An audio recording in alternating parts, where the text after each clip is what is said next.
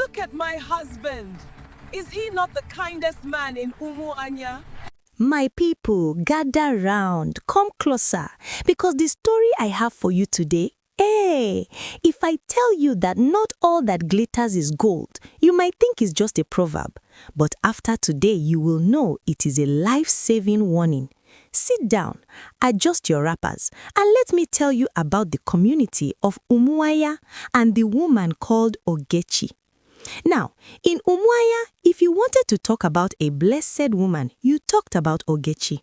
Ogechi was beautiful, skin like polished mahogany, and a smile that could make a palm wine tapper fall from a tree. But what made the women of the community grin with envy was her husband, Mazi Obinna. Oh, Obinna. He was the man of the year every single day. If they were at the market, Obinna would hold Ogechi's hand as if she were a fragile egg. He would buy her the finest George wrappers, the heaviest coral beads, and publicly declare, "My moon, my star, what would I do without you?" The women would hiss and say, see her luck, while my own husband is at home complaining about common egusi soup. Obinna is treating Ogechi like a queen. But my people, if only they knew. The moment the heavy wooden door of their compound clicked shut, the moon and stars vanished. The man who held her hand in the market would use that same hand to strike her across the face because the water in her bathing bowl was too warm. "You are nothing," he would hiss, his eyes turning into something dark and demonic. "You are a common orphan. I picked you from the dust. Who else would want you?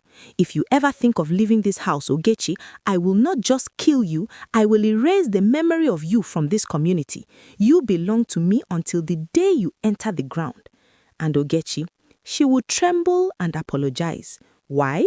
Because she was an orphan. She grew up with nobody to call her my daughter. When Obinna first toasted her, he showered her with the affection she had starved for all her life. She felt she owed him her soul. She thought this pain was the price of being loved. While Ogechi was suffering in silence, wearing heavy powder to hide the bruises under her eyes, another woman was watching. Her name was Ifunnaya. My people, let me tell you, this Ifunnaya, she was not just a husband-snatcher, she was a professional. She didn't just want a man, she wanted the trophy she thought Ogechi was holding. You see, Ifunnaya would wake up and spend 2 hours just tying her wrapper so that one side was slightly shorter, just enough to show her anklets when she walked. She knew that Mazi Obinna passed the narrow path by the Iroko tree every morning to check his traps. So, what would she do? She would go there to pick firewood. Imagine a whole Ifunnaya picking firewood, but she's wearing beads that are clicking and clacking pokpoko as she moves. When she saw Obinna coming, she wouldn't just greet him. No, she would pretend a thorn had pricked her foot. "Oh, Mazi Obinna," she would wail, leaning against the tree and lifting her leg just so. "The ground is so wicked to a poor single woman like me. Can you help me look at this thorn?" And Obinna, with his ego as big as a mountain, would puff out his chest and say, "Don't worry, fine woman. A man like me cannot see beauty in pain." He would hold her foot, and Ifunnaya would let her hand brush his shoulder by mistake. It didn't stop there. Ifunnaya started visiting his barn with gourds of palm wine that she had flavored with honey and some special roots. She told him, "Mazi, a powerful man like you needs a drink that matches your strength, not the watery one Ogechi serves you." She was feeding his pride, my people. She would tell him how the whole community feared and respected him, while in reality, Ogechi was at home trembling. Ifunnaya would say, "If it were the one in your compound, the fire in the kitchen would never go out and your bed would never be cold." Then came that day behind the mango tree. Ogechi had gone to gather some fallen fruit, moving quietly because her ribs still ached from Obinna's correction the night before. She stopped when she heard Ifunnaya's high-pitched giggle. "But Mazi," Ifunnaya was saying, tracing the pattern on Obinna's chest, "Ogechi is so dry. She looks at you with fear. A king deserves a lioness, not a frightened chicken." Obinna laughed, that dark, hollow laugh that used to make Ogechi's blood run cold. "She is a burden," he said. "I pick her because the community sees me as a protector of orphans. But she is boring. She has no fire." My people, if it was some women, they would have jumped out and started pulling Ifunnaya's hair. They would have shouted, "Leave my husband alone." But Ogechi, as she stood there in the shadows, she touched the yellow-purple bruise on her arm. She felt the weight of the years she had spent praying for a good man who didn't exist. She looked at Ifunnaya, so young, so greedy, so desperate to sit on a throne made of thorns. And Ogechi didn't feel anger. She felt mercy. God is truly wonderful, Ogechi whispered to her soul. I was looking for a way out, and the devil has sent me a replacement. She realized that Ifunnaya wasn't her enemy. Ifunnaya was her getaway driver. From that moment, Ogechi didn't see a husband-snatcher. She saw a volunteer for a suicide mission. She decided right then, if Ifunnaya wants to dance with the demon, who am I to stop the music? I will even help her find the rhythm. My people, this is the part where Ogechi became a world-class actress. You see, she realized that if she just ran away, the community would call her a bad wife, and Obinna would hunt her down. So she decided to make him beg her to leave. The strategy of sweet pepper. Ogechi stopped being the quiet victim and became what I call the perfectly annoying wife. At home, she was a disaster. If Obinna asked for his favorite bitter leaf soup, Ogechi would accidentally let the pot burn until the whole compound smelled like charcoal. When he shouted, she wouldn't tremble anymore. No, she would open her mouth and let out a scream so loud, "Wah!" that the neighbors would start peeking over the wall to see if Mazi Obinna was killing her. Obinna would have to freeze with his hand in the air, his face turning purple with rage, because he didn't want the community to see his perfect man mask slip. But wait, if they had a meeting at the community square, Ogechi would show up looking like ₦1,000,000.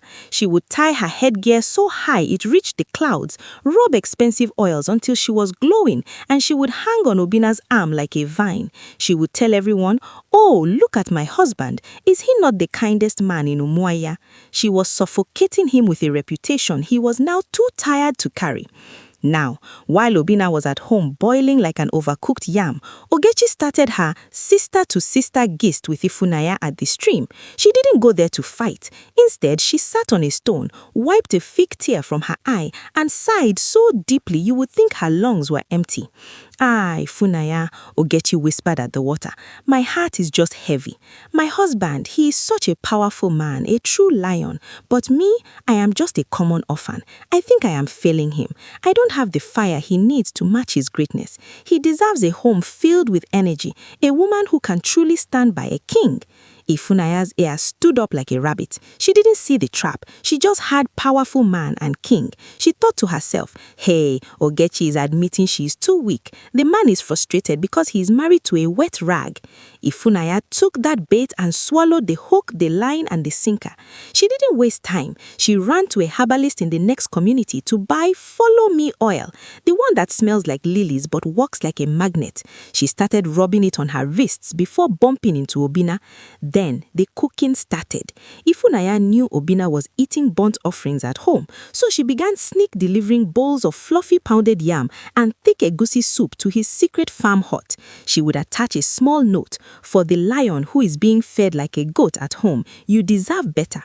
She was feeding his pride, my people. She would tell him how the whole community feared and respected him, while in reality, Ogechi was at home trembling. Ifunnaya would say, "If it were the one in your compound, the fire in the kitchen would never go out and your bed would never be cold." My people, you know how news travels in a small community, faster than a bushfire in the dry season.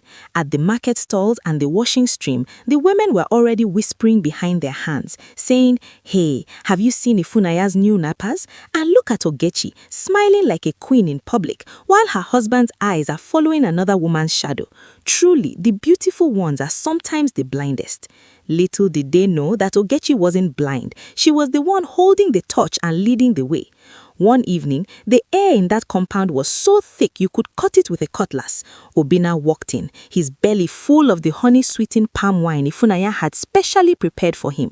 He looked at the kitchen. Smoke was everywhere because Ogechi had forgotten the pot on the fire again.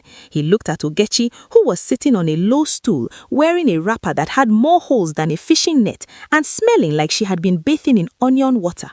The Follow Me oil in his brain was screaming, and the burnt smell in his nose was the final straw. "Ogechi," he roared, his voice shaking the rafters. "Pack your things. I am tired of this madness. You are a curse to a man of my stature. I brought you from the dust, and it is to the dust you shall return." Now, my people, listen. Ogechi deserved an award for what she did next. She didn't say thank God. No, she threw herself at his feet, clutching his ankles like her life depended on it. She wailed, letting out a scream that reached the next 2 compounds. "My husband, the crown on my head, don't throw me out. Who will take care of an orphan like me? I will learn to cook. I will stop crying. Please don't let the community laugh at me." Obinna felt like a giant. He felt like a god. He kicked her hand away with a sneer. "It is too late. Ifunnaya is the woman who sees my true glory. She is the one who will give this house the fire it deserves. If I see you here by sunrise, you will know that the lion has teeth." Ogechi packed her small bundle, just a few clothes and the gold coins she had been sewing into her hem for years. As she reached the gate, who was standing there? Ifunnaya! She was dressed in a shimmering lace wrapper, her neck heavy with beads she probably took a loan to buy. She looked at Ogechi's tear-stained face and laughed, a wicked, triumphant sound. "Sorry, Sister Ogechi," Ifunnaya mocked, blocking the path. "But some chairs are meant for queens, not for slaves. Go back to your father's empty compound. I'll make sure to send you the leftovers from my first feast." Ogechi stopped. She wiped her eyes, and the frightened orphan look vanished. She leaned into Ifunnaya's ear and whispered, so soft it was like the wind, "Ifunnaya, I am not angry. I am grateful. You wanted the man, you wanted the house, and you wanted the luck. Well, my sister, you have it all now. Every single bit of him. Don't ever say I didn't give you a gift." Ifunnaya frowned, confused for a second, but her greed was too loud to let her think. She hissed and marched into the compound like she had just conquered a kingdom. Ogechi didn't look back. She walked to the main road, boarded the first bus heading to the city, and as the community of Umu-Anya faded into the distance, she let out a breath she had been holding for 10 years. But back in the compound, the queen was about to find out that a throne can also be an electric chair. Not 2 hours later, Ifunnaya was sitting on the high chair in the parlor. "Obinna, my king," she said, stretching her legs comfortably. "This place is a bit dusty. Go and tell the houseboy to fetch me water to soak my feet. I've had a long day."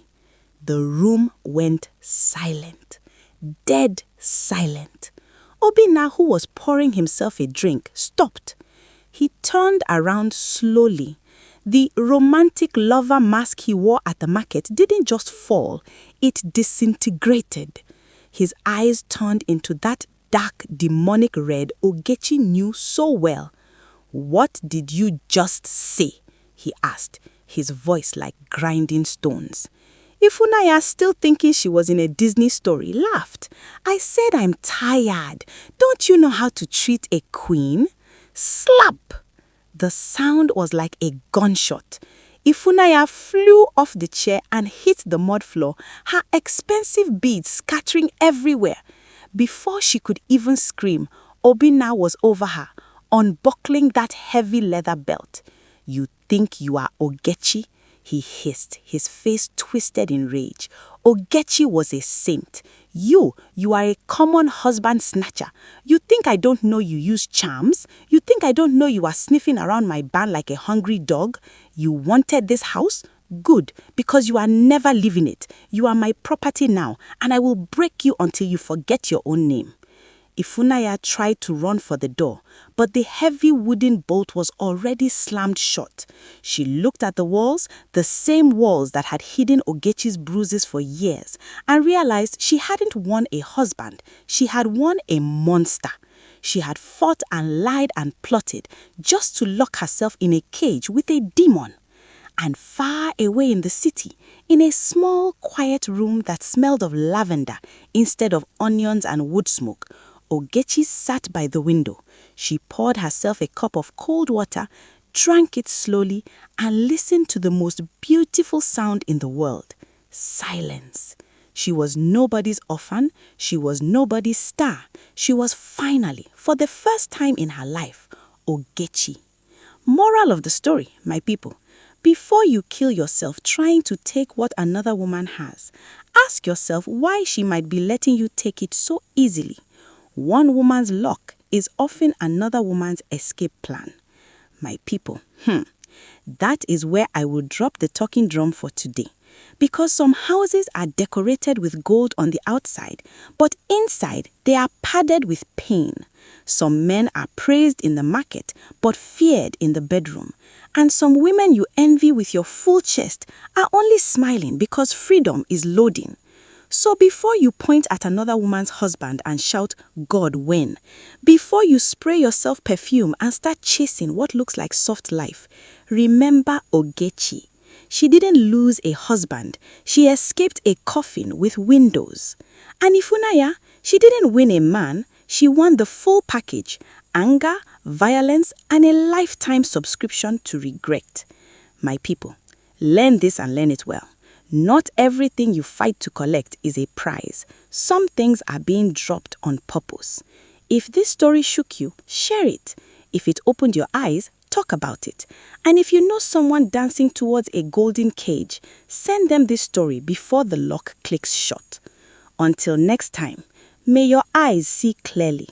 May your freedom come early. And may you never mistake another woman's escape plan for luck. I have spoken.